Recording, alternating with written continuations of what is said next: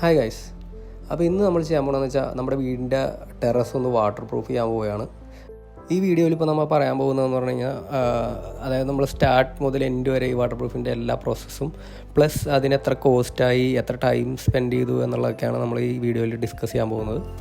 നമ്മൾ തന്നെയാണ് ചെയ്യുന്നത്. അപ്പോൾ അതിന് ആദ്യം വേണ്ട പ്രിപ്പറേഷൻ എന്ന് പറയുന്നത് ക്ലീനിങ് ആണ്. അപ്പോൾ പായലോ കാര്യങ്ങളോ അങ്ങനെ എന്തെങ്കിലും പിടിച്ചിട്ടുണ്ടെങ്കിൽ നമ്മളത് പെർഫെക്റ്റ് ആയിട്ട് ക്ലീൻ ചെയ്യുക. ഒരു വാട്ടർ ഗൺ യൂസ് ചെയ്യുന്നതായിരിക്കും ബെറ്ററായിട്ട് ക്ലീനിങ്ങിന് വേണ്ടി ചെയ്യാൻ പറ്റുന്നത്. അപ്പോൾ നമ്മുടെ ഇവിടെ എന്ന് പറയുന്നത് നമ്മൾ 2 വർഷം ഇപ്പോൾ വീട് വെച്ചിട്ട്, അപ്പോൾ നമ്മൾ ഏഷ്യൻ പെയിൻറ്റ്സിൻ്റെ ഡാം പ്രൂഫാണ് ആദ്യം അടിച്ചിട്ടുണ്ടായിരുന്നത്. അപ്പോൾ അത് അടിക്കുന്ന സമയത്ത് മഴ പെയ്തത് പോയിട്ടുണ്ടായിരുന്നു. ആൻഡ് അത് മാത്രമല്ല, നമ്മൾ 2 കോട്ട് അടിച്ചിട്ടുണ്ടായിരുന്നുള്ളൂ. അപ്പോൾ അത് അത്രയ്ക്ക് എഫക്റ്റീവ് ആയിരുന്നില്ല എന്ന് തോന്നുന്നു. അപ്പോൾ നമുക്കിവിടെ ചെറിയ ക്രാക്കും കാര്യങ്ങളൊക്കെ വന്നിട്ടുണ്ട്. ഇപ്പോൾ കാണാം, നമ്മൾ ക്ലീൻ ചെയ്തതിന് ശേഷം കുറച്ച് പാച്ച് ചെയ്യാനുള്ളതൊക്കെ നമ്മളൊന്ന് റെഡിയാക്കിയിട്ടുണ്ട്. അപ്പോൾ ഇത് പാച്ച് ചെയ്യുമ്പോൾ നമ്മൾ രണ്ടാമത് തേക്കുമ്പോൾ നമ്മൾ ഇടുന്നതെന്ന് പറയുന്നത് ഡോക്ടർ ഫിക്സിറ്റിൻ്റെ തന്നെ ഒരു പ്രൊഡക്റ്റാണ്. അപ്പോൾ അത് ഈ ഫോട്ടോയിൽ കാണുന്ന പോലത്തെ ഒരു പ്രൊഡക്റ്റാണ് നമ്മൾ സിമെൻറ്റിനൊപ്പം ആഡ് ചെയ്യുന്നത്. അപ്പോൾ അതും കൂടി ചെയ്തിട്ടാണ് നമ്മളിത് പാച്ച് ചെയ്യുന്നത്. ഇതുകൂടാതെ എന്തെങ്കിലും ചെറിയ ക്രാക്കുകളോ കാര്യങ്ങളോ അങ്ങനെ എന്തെങ്കിലുമൊക്കെ ഉണ്ടെങ്കിൽ നമ്മൾ അതും കൂടി ഒന്ന് കറക്റ്റായിട്ട് പാച്ച് ചെയ്തിട്ട് വേണം നമ്മളിത് അടിക്കാൻ. അപ്പോൾ അത് ക്രാക്കിന് വേണ്ടി നമുക്ക് യൂസ് ചെയ്യാൻ പറ്റുന്ന ഒരു പ്രോഡക്റ്റ് എന്ന് പറഞ്ഞാൽ ക്രാക്ക് സീലർ അല്ലെങ്കിൽ ക്രാക്ക് ഫില്ലർ എന്നൊക്കെ പറഞ്ഞ പ്രോഡക്റ്റ് നമുക്ക് കിട്ടും. അപ്പോൾ അതും കൂടി ഒന്ന് ക്രാക്കിലൊക്കെ ഒന്ന് തേച്ച് കൊടുത്തതിന് ശേഷം മാത്രമേ ഇത് അടിക്കാൻ പാടുള്ളൂ കേട്ടോ. നമ്മളിവിടെ ഉപയോഗിച്ചിരിക്കുന്ന പ്രൊഡക്റ്റ് എന്ന് പറയുന്നത് ഡോക്ടർ ഫിക്സിറ്റിൻ്റെ റൂഫ് സീൽ ക്ലാസിക്കാണ്. അപ്പോൾ ഇത് യൂസ് ചെയ്യുമ്പോൾ നമുക്ക് ടെമ്പറേച്ചർ കുറയും, പിന്നെ വെള്ളം താഴേക്ക് ഇറങ്ങാതിരിക്കാം എന്നുള്ളതൊക്കെയാണ് കമ്പനി പറയുന്നത്. അപ്പോൾ ഇതിൻ്റെ പ്രിപ്പറേഷനും യൂസേജൊക്കെ ഇതിൻ്റെ പുറകിൽ തന്നെ കൊടുത്തിട്ടുണ്ട് ആക്ച്വലി. അപ്പോൾ ഇത് യൂസ് ചെയ്യുക എന്ന് പറയുന്നത് ഫസ്റ്റ് കോട്ട് നമ്മൾ അടിക്കുന്നത് ഡൈല്യൂട്ട് ചെയ്തിട്ടാണ്. 2:1 എന്ന് പറയുന്ന റേഷ്യോയിലാണ് ഫസ്റ്റ് കോട്ട് നമ്മൾ അടിക്കേണ്ടത്. അപ്പം ബ്രഷിന് തന്നെ അടിക്കാൻ വേണ്ടി ശ്രദ്ധിക്കുക. ബ്രഷിലടിക്കുമ്പോഴാണ് ഇത് ചെറിയ ചെറിയ ഹോൾസിലേക്കൊക്കെ ഇത് ഉള്ളിലേക്ക് കയറാൻ വേണ്ടിയിട്ടാണ് നമ്മൾ ബ്രഷ് യൂസ് ചെയ്യുന്നത്. അപ്പോൾ നമ്മൾ അടിക്കാൻ വേണ്ടി സെലക്ട് ചെയ്ത ടൈം എന്ന് പറയുന്നത് രാവിലെയാണ്. അപ്പോൾ നമ്മൾ ഒരു 7 മണിക്കൊക്കെ സ്റ്റാർട്ട് ചെയ്തിട്ടുണ്ടായിരുന്നു രാവിലെ ഫസ്റ്റ് ഡേ.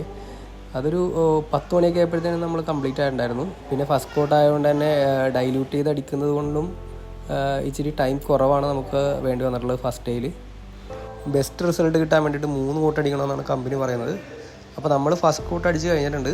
ഇനി അടുത്ത ദിവസമാണ് നമ്മൾ സെക്കൻഡ് കോട്ട് അടിക്കുന്നത്. മിനിമം ഒരു 4 to 6 മണിക്കൂർ കഴിഞ്ഞതിന് ശേഷം മാത്രമേ രണ്ടാമത്തെ കോട്ട് അടിക്കാൻ പാടുള്ളൂ. അങ്ങനെ ഡേ 2 ആയി. അപ്പോൾ നമ്മൾ രണ്ടാമത്തെ കോട്ട് അടിക്കാൻ പോവുകയാണ്. രണ്ടാമത്തെ കോട്ട് ഒട്ടും വെള്ളം ചേർക്കാതെയാണ് നമുക്ക് അടിക്കേണ്ടത്. രണ്ടാമത്തെ കോട്ട് അടിക്കുമ്പോൾ ശ്രദ്ധിക്കേണ്ട കാര്യം എന്ന് പറയുന്നത്, ഒന്നാമത്തെ കോട്ട് അടിച്ചതിൻ്റെ ഓപ്പോസിറ്റ് സൈഡിലേക്കായിരിക്കണം ബ്രഷ് നമ്മൾ ഓടിക്കേണ്ടത്. അതായത് വെർട്ടിക്കലാണ് ആദ്യം അടിച്ചതെങ്കിൽ പിന്നീട് അടിക്കുമ്പോൾ ഹൊറിസോണ്ടൽ അടിക്കണം. എല്ലാ ഭാഗത്തേക്കും ഈ ലിക്വിഡ് എത്താൻ വേണ്ടിയിട്ടാണ് അങ്ങനെ ഓപ്പോസിറ്റ് അടിക്കുന്നത്.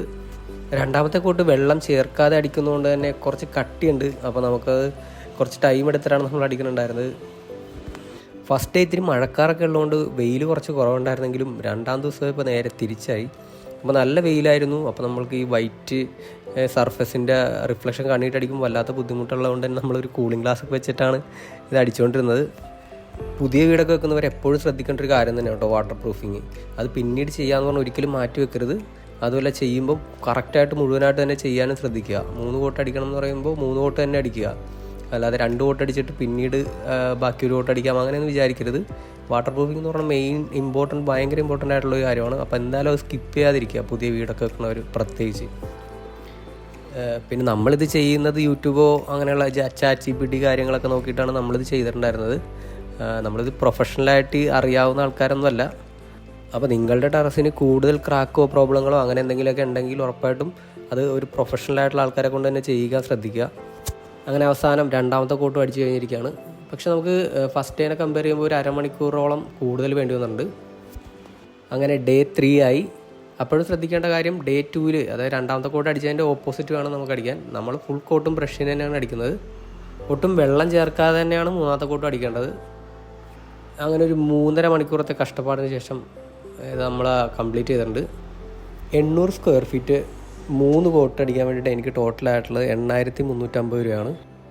ഞങ്ങളൊരു ഹോൾസെയിൽ ഡീലറുടെ നിന്നായിരുന്നു ഇത് പ്രൊഡക്റ്റ് വാങ്ങിയിട്ടുണ്ടായിരുന്നത്. അതുകൊണ്ട് തന്നെ MRPയിലും വളരെ താഴെയാണ് നമുക്ക് കിട്ടിയിട്ടുണ്ടായിരുന്നത്. അപ്പോൾ വീട് വാട്ടർ പ്രൂഫ് ചെയ്യാൻ ഉദ്ദേശിക്കുന്നവർക്ക് ഒരു നല്ല ഉപകാരമുള്ള വീഡിയോ ആയിരിക്കും എന്ന് വിചാരിക്കുന്നു. ഒരു 1 year കഴിയുമ്പോൾ നമ്മൾ ഇതിൻ്റെ അപ്പോഴത്തെ അവസ്ഥ വെച്ചിട്ടൊരു വീഡിയോ കൂടി ചെയ്യുന്നതായിരിക്കും. അപ്പോൾ ഇന്നത്തെ പരിപാടി കഴിഞ്ഞു. എല്ലാവർക്കും ബൈ.